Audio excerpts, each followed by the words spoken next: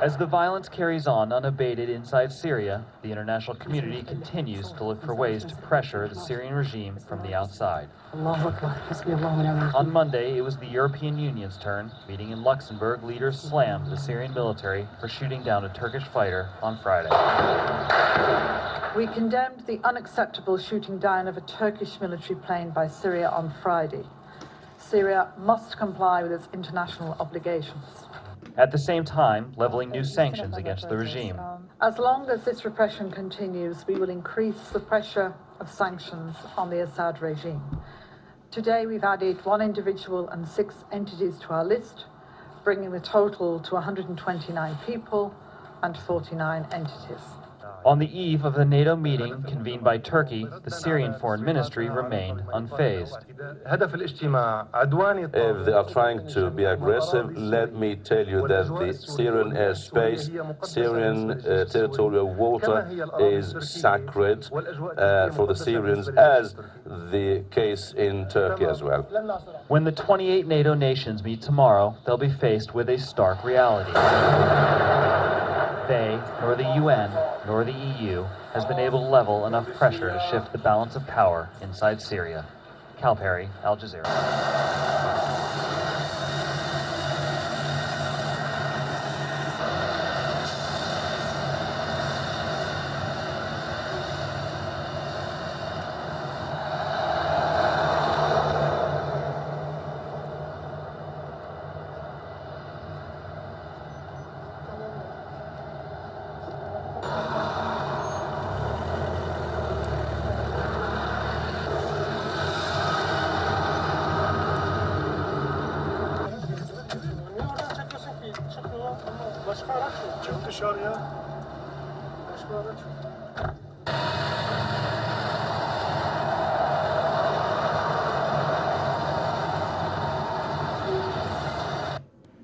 Hello everyone, welcome to Global Government News. Today is Wednesday, June 27th, 2012, and I'm Darko. This is my website, GGNonline.com. There's a poll up here you can vote on.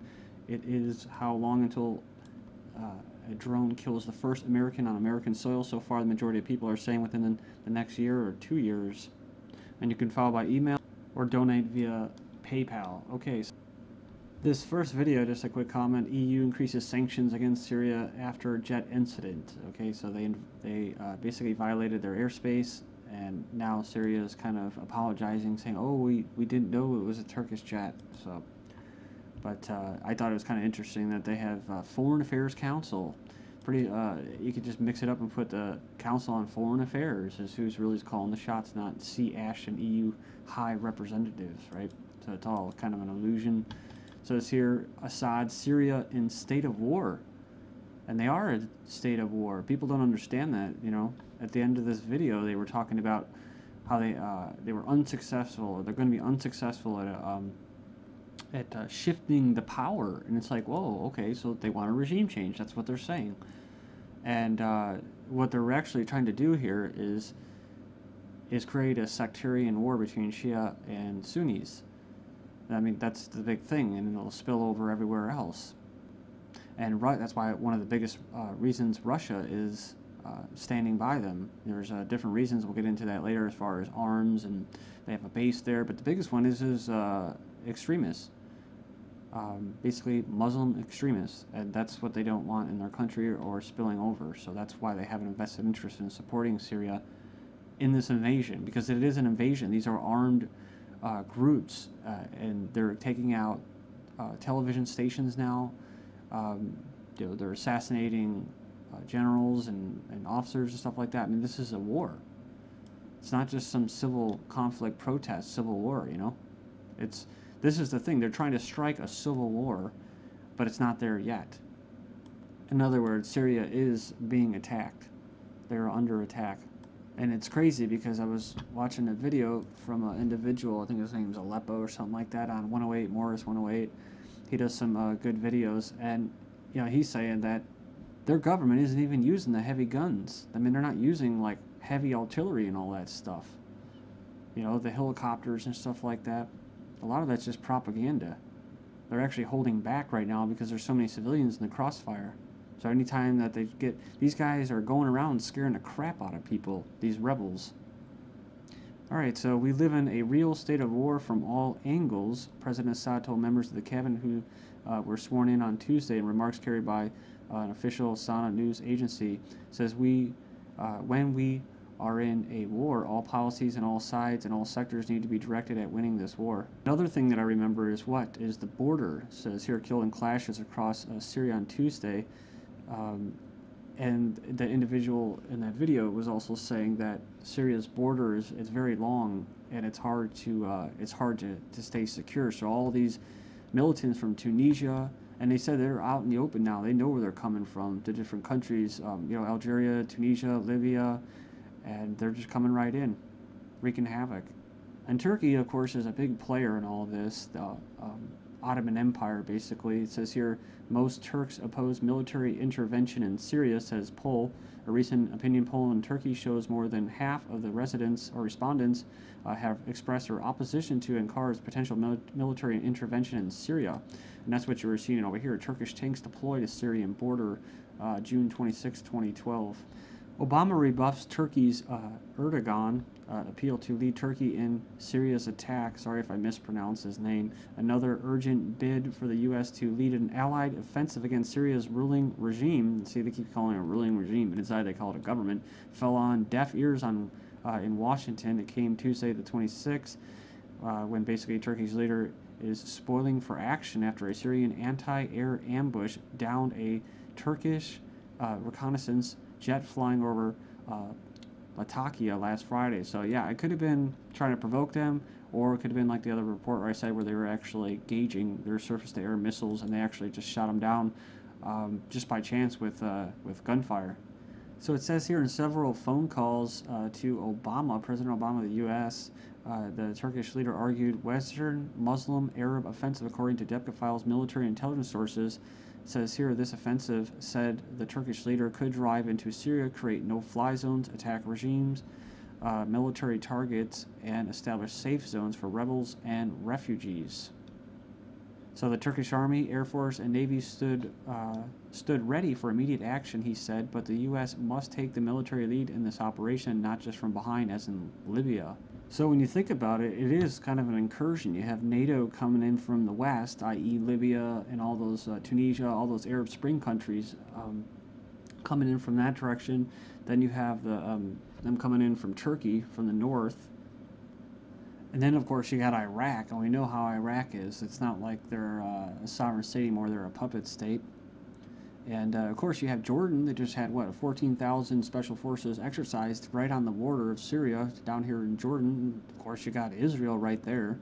Lebanon, a big Sunni-backed country. I mean, they play a big-time role in this, Lebanon. And, of course, Saudi Arabia and Qatar down here. So the Prime Minister said after this attack, they're talking about the downed jet, after they violated the airspace in Syria, we have entered a new stage, he said. The rules of engagement of the Turkish armed forces have changed. Any risk posed by Syria on the Turkish border, any military element that could pose a threat will be considered a threat and treated as a military target. And finishing up, Turkey's media reported Wednesday that the military had moved forces, including tanks, up to the Syrians' border and placed them on red alert with license to shoot to kill. So links won't be posted until further notice, so you just type in that headline, you should be able to find it easily. Turkey says it may target any Syrian forces nearing the borders, so we pretty much just covered that. Here's just another source, furious, Turkey mobilizes tanks, troops to Syrian borders, he slams Assad as being murderous. So just basically more background on this.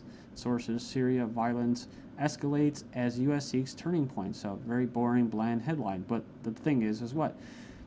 The Western-backed terrorist groups have attacked a Syrian government TV station Wednesday near the Syrian capital, killing 7 employees in the latest barrage of violence as world powers prepared for a high-level meeting that the U.S. hopes will be the turning point in the crisis.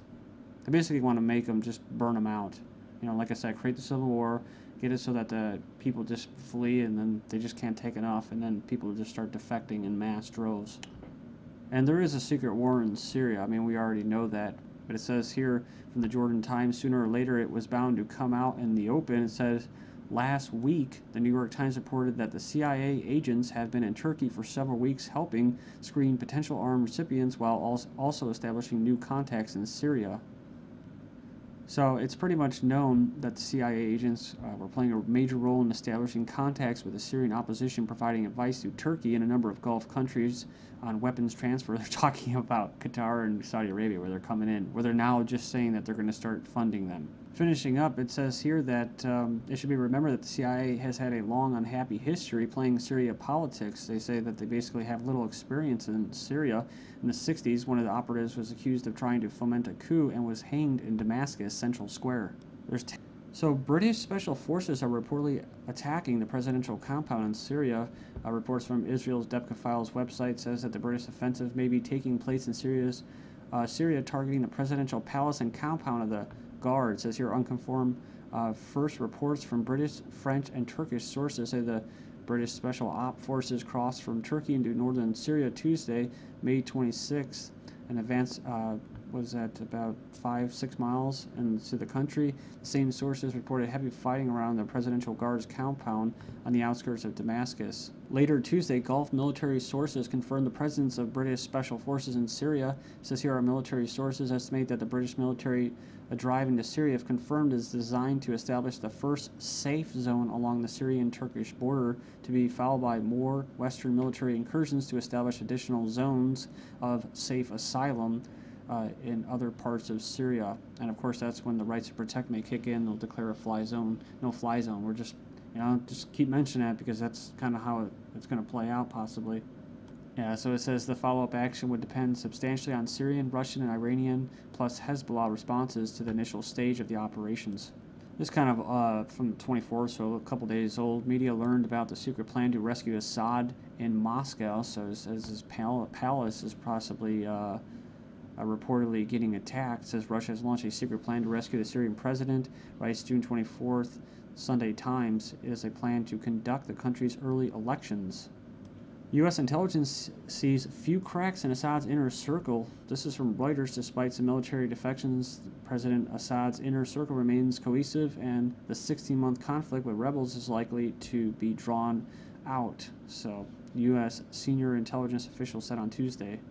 So it says here the inner circle and those at the next level still seem to be holding fairly firm in support. Keep saying a regime, administration, and Assad. One intelligence official said.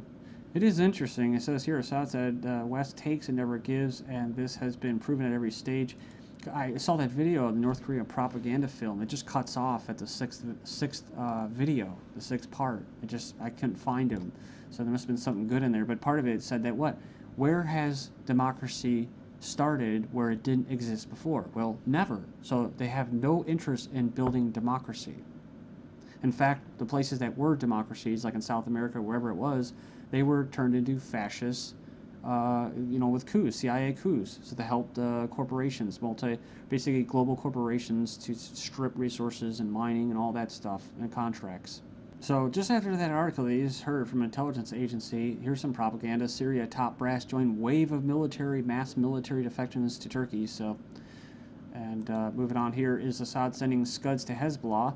So they've reported this before from Israel in 2010, but it says here, which means new rumors also originating in Israel about the same thing happening now must be taken with a grain of salt. So you might see that in the next couple of days. You can go and check this out, what Russia fears in Syrian conflict. I pretty much already covered it. It's basically their arms sales to Syria, their naval access to the port in Tartus, which they do have troops and stuff like that there.